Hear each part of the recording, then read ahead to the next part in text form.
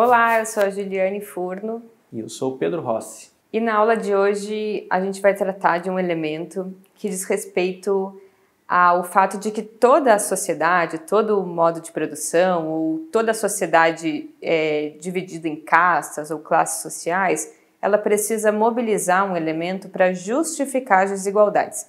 Então, no feudalismo, no escravismo, elementos inclusive de cunho religioso ou de uma lógica natural, né, de quem tinha aquele sangue azul, nobre, eram mobilizados para justificar de forma divina uma desigualdade entre homens.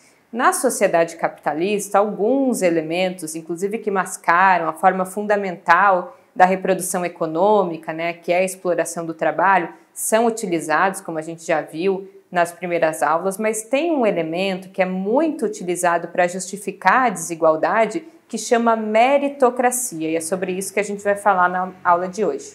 Uma sociedade, na minha avaliação, que não incentiva a meritocracia, você não está incentivando o esforço, você não está incentivando a dedicação. Seja como for, você é o único responsável pela sua vida. Você está aonde está pelas suas escolhas e pelas suas decisões. Nós escolhemos aonde estamos. Nós escolhemos a situação de vida que a gente leva. E às vezes a gente perde muito tempo para interpretar isso. E às vezes a gente deixa de ser produtivo até entender isso. Meritocracia, na minha visão, é uma forma de gestão de alguma organização que tenta fazer com que a pessoa, ou quanto ela ganha, ou a posição que ela ocupa, tenha a ver com aquilo que ela é capaz de entregar, ou com o esforço que ela está disposta a dedicar para aquela função, para aquele processo. Todo esse capitalismo de Estado que a gente vê aí disseminado no Brasil, e nos últimos anos muito pior, isso é resultado justamente de uma sociedade antimeritocrática, em que o governo escolhe quem vai ganhar e quem vai perder. Quer dizer, não há justiça nenhuma nisso. Por isso é que eu digo que, para mim, a melhor definição é ausência de privilégio, seja de que forma for. Quer dizer, você pode conceder privilégio concedendo cota para negros, cota para mulheres, isso é um privilégio. Você pode conceder para empresas com tarifas de importação ou outro tipo de subsídio, e isso também é contra a meritocracia. A autorresponsabilidade diz que é mérito seu. O que você vive, o que você tem no banco é mérito seu. É mérito seu, isso é autorresponsabilidade, é entender que eu estou vivendo o que eu plantei, que eu estou vivendo o que eu mereço viver. Eu criei a minha vida, em todas as áreas, em todas as instâncias, e não foi ninguém, foi quem? Eu. Desenvolva dentro de você aceitação e merecimento. Aceita a tua vida, aceita a tua família, aceita a tua história, aceita o teu sucesso, aceita a tua doença, aceita o que é bom, aceita o que é ruim e toma consciência. Inspira e declara: eu mereço tudo isso. Principalmente você que está desempregado. Ah, Paulo, mas não tem emprego para todo mundo. Não tem, mas não estou falando para todo mundo, eu estou falando para você, individualmente para você. Por que você está desempregado? Então, meu amigo, mérito seu. A grande história desse sistema da meritocracia é a história da concorrência entre as pessoas no mercado. E nessa concorrência, as pessoas vão receber o que elas merecem, o que elas estão contribuindo para o esforço social. Nesse grande jogo de concorrência tem um juiz, que é um juiz supostamente neutro, que se chama mercado, que vai dar a cada um o que cada um merece. Veja, se esse juiz de fato é neutro, se ele está dando para cada um o que cada um merece, eu não tenho justiça social. A pobreza pode ser indesejável, mas ela não é uma injustiça. E a desigualdade, ela é natural, ela é até instrumental desse sistema, porque a desigualdade, no fundo, está premiando as pessoas que contribuem mais para o sistema. É como se fosse uma maré que levanta todos os barcos. E assim eu justifico a desigualdade e eu posso ir dormir tranquilo, se eu for rico, né, com a cabeça no travesseiro, pensando, olha, eu sou rico, tenho pessoa passando fome, mas a sorte dessa pessoa não me diz respeito a ela. Ou seja, é uma lógica que difunde um individualismo, que difunde a ideia de que eu não preciso olhar pelo outro.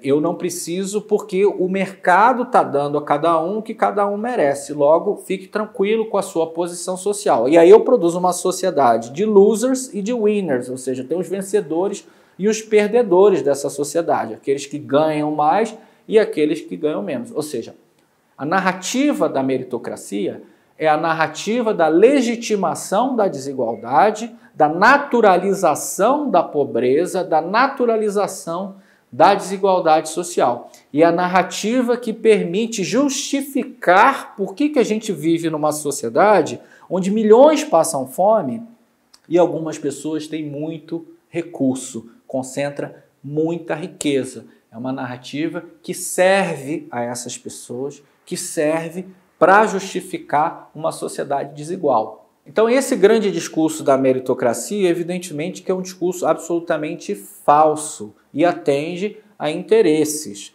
E tem dois argumentos que desmontam por completo esse discurso. O argumento do ponto de partida, que é a desigualdade, que importa, e o argumento do capital, que torna a meritocracia impossível.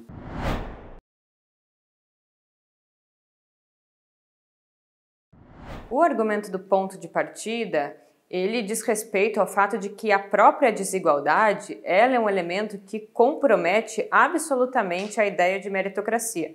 Porque, veja, pessoas que nascem, portanto, que partem de condições sociais muito distintas, elas vão competir, provavelmente chegar a posições sociais distintas, a despeito das suas potencialidades, né?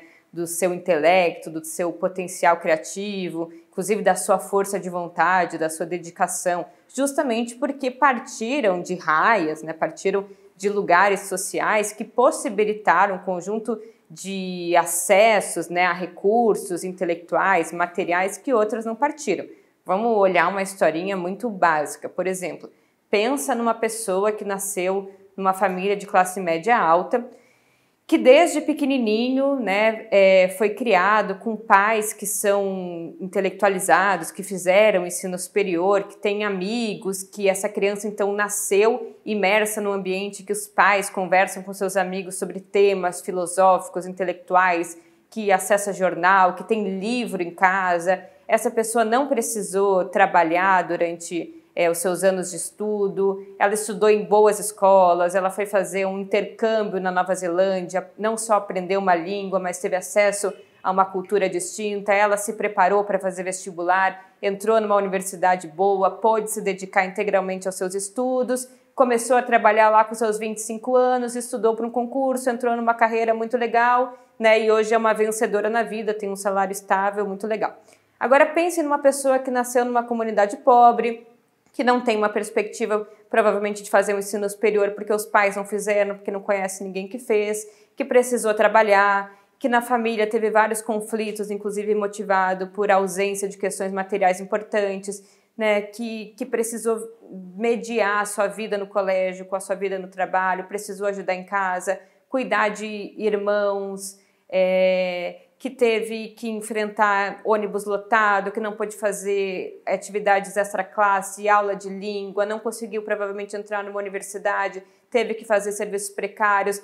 Então, é um ponto de partida muito distinto, que esse ponto de partida vai, em última instância, determinar quem são os vencedores e quem são os perdedores. E isso não tem nada de natural, gente, isso é uma questão social muito importante.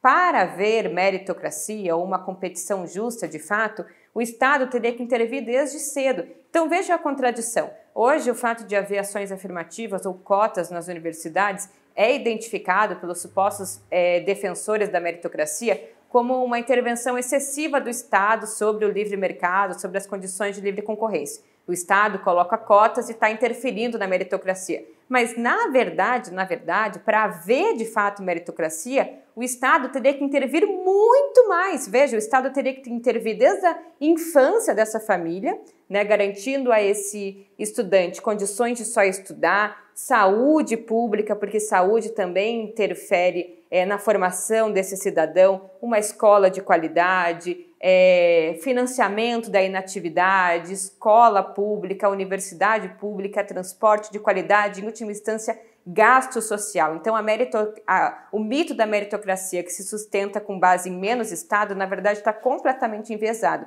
porque para haver competição precisa haver pontos de partida igual e para isso precisa haver mais Estado.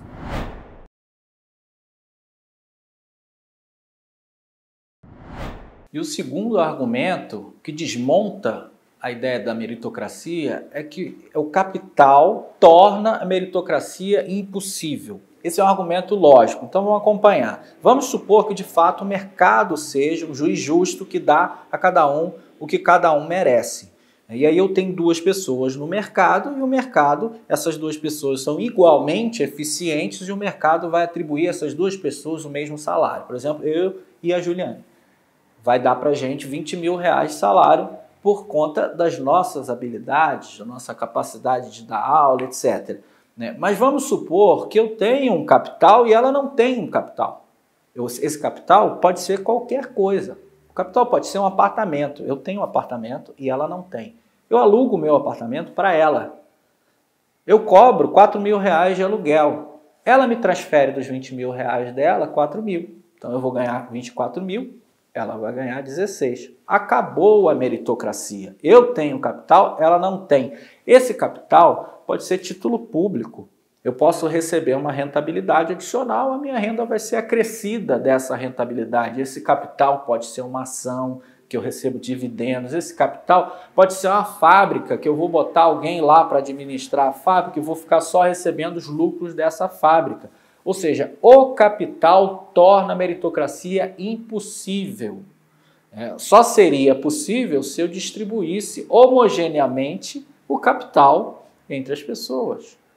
Isso é impossível no capitalismo, isso não existe, uma distribuição homogênea do capital. Por isso, quanto maior a concentração da riqueza e do capital, mais a meritocracia se torna algo absolutamente imaginário, uma fábula, um delírio, porque o capital ele é um instrumento de transferir recursos. Ele é um instrumento de transferir renda, é um instrumento também de explorar o trabalho, porque o trabalhador que não tem capital, ele vende a sua força de trabalho, e é um instrumento de transferência de renda de uma pessoa para outra. Se eu tenho um título público, eu estou recebendo a renda do Estado, o Estado está recolhendo isso da população em geral, está transferindo para mim. Se eu tenho um apartamento, e aí não interessa de onde que vem esse apartamento. Se veio dos meus pais, a minha herança, ou se eu acumulei. No momento que eu acumulei, aí vão dizer, bom, mas aí eu escolhi poupar e a Juliane não escolheu poupar. Mas no momento que eu acumulei, aí acabou a meritocracia. A tendência é eu acumular mais capital, e aí a lógica de que o mercado dá a cada um o que cada um merece, ela deixa de fazer sentido. Ou seja, a meritocracia ela é simplesmente impossível. Ela é somente uma historinha para fazer uma pessoa muito rica dormir tranquila, para fazer com que a sociedade legitime, e não só quem está em cima aceita o argumento até para o seu próprio bem-estar, mas quem está embaixo também, porque essa história tão martelada por várias narrativas, pelo empreendedorismo, pela a história de que você consegue, pelos casos de sucesso que aqui e ali são pincelados e são mostrados como uma maneira de mostrar que é possível. Então a pessoa que está lá embaixo, que é pobre, ela vai olhar para essa história e vai se autoculpar pelo seu fracasso. Se a pessoa está desempregada, é culpa dela. Se a pessoa não recebe o que ela gostaria, é culpa dela, é culpa do esforço que ela deveria fazer e que não faz. E aí eu transformo uma sociedade em uma sociedade de perdedores e ganhadores com base nessa grande narrativa da meritocracia.